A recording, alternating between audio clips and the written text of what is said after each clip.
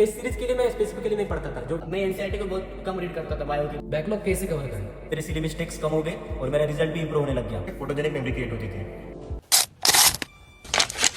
मेरी स्ट्रेटेजी ये थी मेरे नीट टाइम पे कि मेरा एक प्रॉपर स्टडी प्लान रेडी था। मैंने क्या किया था, जो मेरे वीक टॉपिक से, जो मेरे मीडियम टॉपिक से, जो मतलब थोड़े थोड़े आते हैं, मुझे थोड़ा थोड़ा रिवाइज करना है, और जो एक्सट्रीमली वीक टॉपिक है जिन्हें मुझे पूरा रिवाइज करना है, पूरा फिर से रिवाइज करना है लास्ट के 4 मंथ्स में, जब लास्ट के 4 मंथ्स बाकी थे।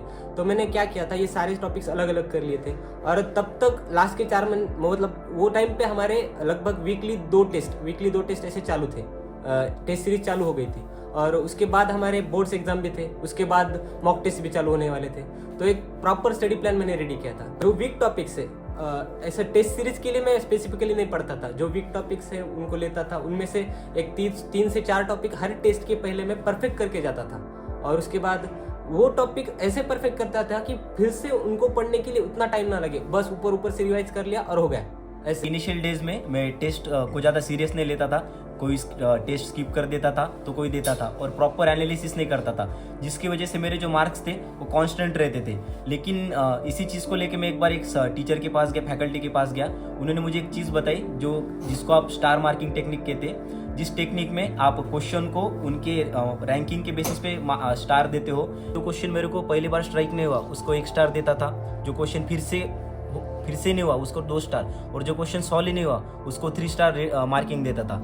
और बाद में टेस्ट एनालिसिस के वक्त उस क्वेश्चन को मैं रूम पे जाके अच्छे से सॉल्व करता था, और जब मेरी अगली टेस्ट होती थी उससे पहले मैं वो जो टेस्ट पेपर था उसको देख के जाता था, और उसमें मैंने जो 3 स्टार 2 स्टार और 1 स्टार क्वेश्चन है उनको फिर से एक बार रिवाइज करके जाता था।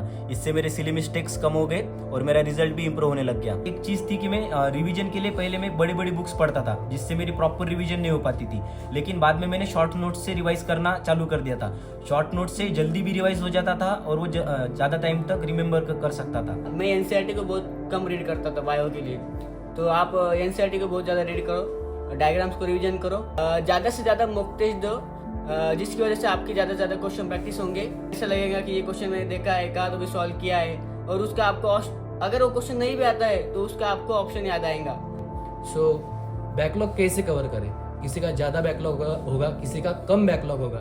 तो हार्ड टॉपिक्स, इजी टॉपिक्स सबको सेपरेट कर लेना है। जो तुम्हारे कवर हो चुके हैं उनको एक साइड लिख लो, जो बैकलॉग में उनको एक साइड लिख लो।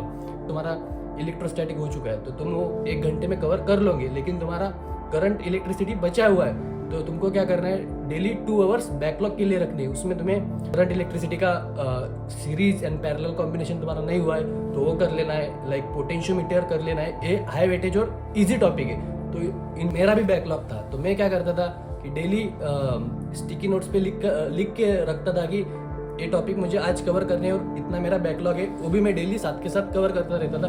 रोज स्टिकी नोट हटाता था, दूसरी स्टिकी नोट लगाता था, टॉपिक्स कवर करते करते आगे बढ़ते जाता था। माइंड मैप बनाता था खुद के, और शॉर्ट्स बनाता था और दीवार पे चिपका देता था, जिसकी वजह से क्या होता है, फोटोजेनिक मेमोरी क्रिएट होती थी।